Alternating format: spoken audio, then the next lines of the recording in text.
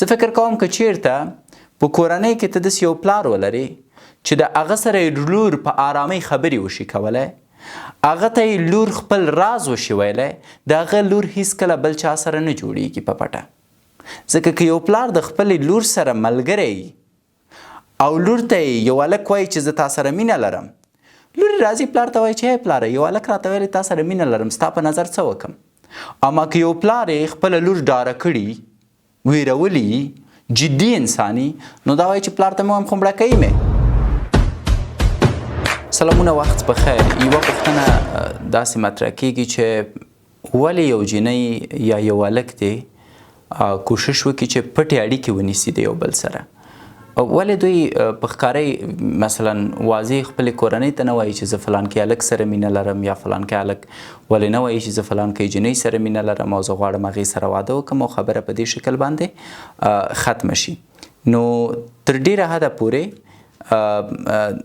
دا پوښتنې کیدای شي ځوانانو سره وي او دا پوښتنې کیدای شي د ډیرو نورو دوستانو سره وي چې په اړه یې بحث وشي. زما نظر دا ده چې سخته کورنۍ پټو اړیکو ته زمینه مساعدوي. یو پلار چې ډیر سختګیره وي، یو مور چې ډیره سختګیره وي او خپل اولاد په دوامداره شکل باندې وډار کي، چا سره دې ونه ګورم، چا سره خبرې ونه کړي، پام د باندې ونه وځي، فلان بستان. چون د انسان ذات د رواني اړخ نه داسې دی چې څومره د یو شي نه ډارئ هغومره د هغې شي سره مینه پیدا کوي، هغومره د هغې شي د کشفولو لپاره چې دی جرأت کوي او د هغې شي د دوامداره لاسته راوړلو لپاره کار کوي. او په دې برخه کې یوه اشتباه چې د کورنیو نه کیږي، یو بل د مخالف جنس نه ډارئ. مثلا خپلې لور ته وایي چې په هلکانو باور ونه کړي، هلکان ښه خلک نه دي. اوس په زوره ته یوه پوښتنه پیدا کوي د خپلې لور په مغز کې چې هغه ولې باید په هلکانو باور ونه کړي او ولې ښه خلک نه دي او مور یې څنګه پوهېږي چې ښه خلک نه دي. نو دا زما په نظر ډیره مهمه مسله ده. زه فکر کوم که چیرته په کورنۍ کې ته داسې یو پلار ولرې چې د هغه سره یې لور په آرامۍ خبرې وشي کولی، هغه ته یې لور خپل راز وشي ویلی، د هغه لور هیڅکله بل چا سره نه جوړیږي په پټه. ځکه که یو پلار د خپلې لور سره ملګری او لور ته یې یو هلک وایي چې زه تا سره مینه لرم، لور راځي پلار ته وایي چې هی پلاره یو هلک راته ویلی تا سره مینه لرم، ستا په نظر څه وکړم؟ اما که یو پلار یې خپله لور ډاره کړي، ویرولي، جدي انساني، نو دا وایي چې پلار ته مې وایم خو مړه کوي مې. نو د دې په ځای چې هغه خبره ورته وکړي او پلار په انسانیت خپله لور پوه کړي چې آیا د هغه هلک نیت تا سره واده کول دی یا تا ته فریب درکول، اوس لور پلار ته خپل راز نشي ویلی او کله چې ته ونشي کوی خپلې کورنۍ سره مشوره وکړي تا نه اشتباهات کیږي. پس که چیرته غواړئ اولادونه هم بېلارې نشي، که چیرته غواړئ اولادونو ته هم څوک ګپ ورنه کړي، که چیرته غواړئ د اولادونو نه هم څوک سوء استفاده ونه کړي، د خپلو اولادونو سره ملګري اوسئ. خپل اولادونه مه ډاروئ، خپلو اولادونو ته ډیر جدي مه اوسئ. ډیره وایي چې والا اولاد وډار کې تربیه به یې ښه شي، هسې نه ده. که چیرته د اولاد تا ته هر راز ووایي د تا ستونزه حل ده، خو که راز درته ونه وایي مشکل پیښیږي. داسې هلکان شته چې په مکتب کې صنفیان مجبوره کوي تر څو د ده نه جنسي سوء استفاده وکړي. اما دی پلار ډار کړی، دی د پلار په مخ کې جرأت نشي کوی خبرې وکړي، پلار ته به څه راز ووایي؟ خو داسې ماشومان هم شته چې مکتب ته ځي، یو نفر عادي پې لاس وهي، دی سبا ته راځي پلار ته وایي چې پلار یو نفر را باندې لاس وهه، هغه وایي ښه زویه ښه دې وکړه چې ما ته ودرېدلی، زه چې ځو. سبا ته هغه هلک ته وایي چې نیت دې څه دی، ولې دې په ده لاس وهه؟ نو خپل زوی د یو ډېر غټ جنجال نه چې دی بچولی شي. بل ټکنالوژي مه حذفوئ د خپلو اولادونو نه، بلکې ټکنالوژي کنټرول کوي. زه ډیری داسې خلک پیژنم چې ما ته وایي چې والا ډاکټر صاحب زما لور په کور کې موبایل نه لري او ما مطلق تلویزیون په ټولو بند کړی، موبایل مې په ټولو بند کړی. په داسې حالت کې چې د هماغه سړي لور د خپل موبایل له لارې زما 5 ملګرو سره په اړیکه کې ده. پس که تاسو فکر کوئ چې په نوي نسل باندې ټکنالوژي محدودوئ، شئ نه شئ محدودوئ. او که تاسو پې بنده کوئ، هغوی زرګونه لارې پیدا کوي تر څو په پټه دې استفاده وکړي، او کله چې د یو شي نه پټه استفاده شروع کړه مطلب نامشروع ګټه هم ترې اخلي. که زه لور ولرم زه مې لور ته موبایل ورکوم، اما د دې موبایل کنټرولوم.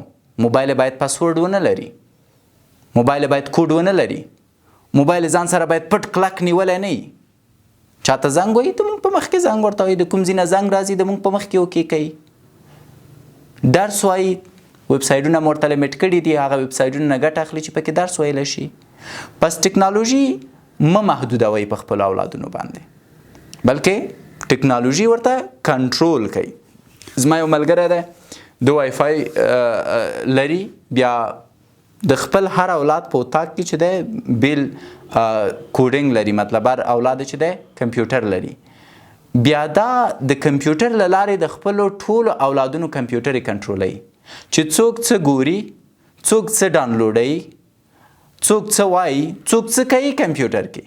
او هر اولاد چې بې ځایه کار کوي پرته دې چې ورته په غوسه شي راغواړي، ورته وایي چې زویه دا د تا په ګټه نه دی، او فکر نه کوي چې زه دې نه کنټرولوم. اوس ماته وایي چې 8 میاشتې کېږي اصلا مې کنټرول کړي نه دي، اما هماغه د کنټرول ډار دی چې هغوی انټرنیټ لري، هغوی ټکنالوژي لري، اما ترې صحیح استفاده کوي. پس دې مسئلې ته باید پام وکړئ. بل د جبري وادونو دوام مو اولادونه تباه کوی شي. که چېرته ته یو ځوان ته چې هلک دی داسې یو څوک کوي چې د هغه نه خوښېږي او سبا ته د هغه نه توقع لري چې یو بلې جلۍ سره د جوړ رانه شي، نو خو دا خو اشتباه ده. نو کومه ښځه چې د ده خوښېږي نه د هغې سره به څنګه خوشحاله اوسي؟ که ته چېرته خپله لور یو داسې بوډا ته ورکوي چې د هغه قرضداره یې او د هغه قرض نشي ورکوی، او سبا ته هغه جنۍ د هغه بوډا سره د واده نه وروسته خپله جنسي غریزه په صحیح شکل نشي ترلاسه کوی، او خدای مکه هغه کوم چا سره شرمیږي، نو اساسي مجرم څوک دی؟ خو ته یې. نو پس دې مسئلې ته باید پام وکړئ. بل افهام او تفهیم په مونږ کې اصلا نشته. که چیرته تاسو د خپل اولاد سره صحیح افهام او تفهیم ونه لرئ، ستاسو اولاد بیګانه کیږي.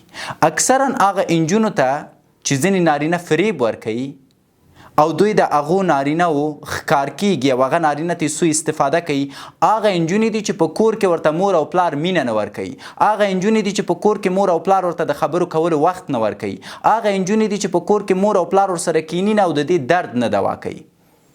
اکثرا انجونې چې د عاطفي اړخ نه کمښت لري، دوی یو هلک سره ګپ خوري یا دوی ته یو هلک فریب ورکوي. پس که چیرته غواړئ چې اولادونه مو پټې اړیکې ونه لري، څوک ورنه سوء استفاده ونه کړي، حد اقل دغه 5 مسایلو ته پام وکړئ. اول، سخته کورنۍ پټو اړیکو ته زمینه مسایدئ. تاسو باید د خپلو اولادونو سره لکه د ملګرو په شکل مخ ته لاړ شئ. په لیاز د خدای 2023 کال دی. اوس په برک برک کتلو ستاسو اولادونه نه ډاریږي، اوس په ډانګیو په وهلو ستاسو اولادونه نه ډاریږي. که غواړئ اولاد ستاسو خبره ومني، که غواړئ د تاسو له خبرو پیروي وکړي، که غواړئ نیک صالح رالوی کوي، ورسره ملګرتیا وکړئ.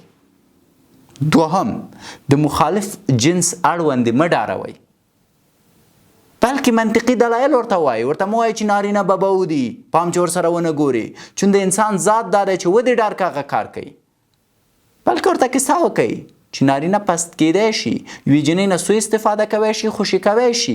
پس که هر نارینه یوې جنۍ سره مینه لري، باید د هغې کور ته په مرکه راشي. په دې شکل پوه کړئ. دریم، ټکنالوژي ترېنه مه حذفوئ. څومره چې تاسو د خپل اولاد نه موبایل واخلئ، ما لیدلي اکثریتو نارینهونه، اکثریتو هلکانو نه یې پلرونو موبایلونه اخیستي، هغوی پټ موبایلونه بیرته اخیستي او پټ موبایلونه بیرته کاروي. او کله چې پټې کاروي، نو پرته د شکه په هغې کې به پټ داسې کار هم کوي چې د شرم وړي. پس د اولادونو نه ټکنالوژي مه اخلئ، بلکې د هغوی ټکنالوژي کنټرول کړئ. زویه موبایل واخله در سره دي، اما موبایل ته کوډ مه ورکوه. کله دم چې موبایل لاس کې پټ په یو اتاق کې مه کښېنه. هر څه چې په موبایل کې کوي داسې یو کار وکړه چې اسلامي. څلورم، د جبري وادونو مخه ونیسئ. د اکثریت فساد تر ټولو ستر لامل جبري وادونه دي.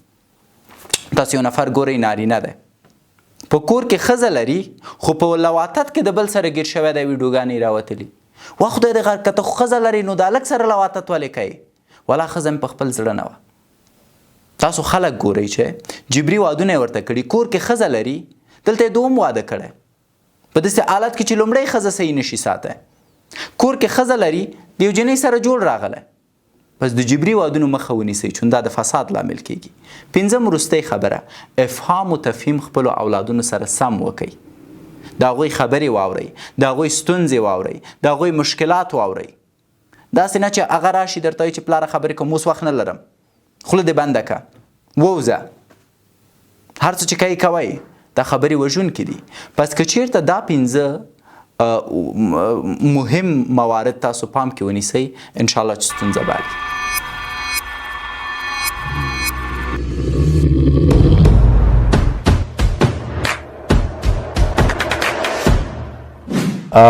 مونږ چا سره د ضعیفه مغز د تقویې لپاره مرسته نه کوو. مونږ سپین ماموریت جوړوو چې یو داسې کلینیک دی چې په هغې کې به مایوسه، ډپرس او د ژور خفګان درلودونکو ځوانانو سره خبرې کوو او دوی به په خپلو پښو درو. سپین ماموریت داسې یوه پروسه ده چې په میلیونهاو په لکاو هغه ځوانان چې ناهیلي، ناامید او لوارو کې دي دوی ته لار ښیي. د آنلاین لارې موږ دوی ته سرویس یا کومکونه کوو تر څو وشي کولی خپله لاره پیدا کړي. دا زما یوه هیله ده او دا زموږ د ټیم یوه هیله ده چې باید پوره شي. ولې پرته د شکه ستاسو مالي مرستو ته اړتیا لرو. نو که چیرته غواړئ ناهیلي ځوانان، هغوی چې ژور خفګان لري، هغوی چې نه پوهېږي په ژوند کې څه وکړي، یوه وسیله شئ تر څو هغو ته لاره وښایئ. نه دا چې یوازې کومک ورته وکئ د 1 یا 2 ورځو لپاره، بلکې داسې ژوند بدل کړئ چې وشي کولی ټول ژوند خوشحاله اوسي او خپل ژوند په خپله جوړ کړي. نو کولی شئ راسره په اړیکه شئ. البته دا وټساپ شمېره یوازې د هغه چا دپاره ده چې د سپین ماموریت مالی سپورټ یا مالی حمایت کوي. ستاسو هر روپۍ موږ ته ارزښت لري. مننه.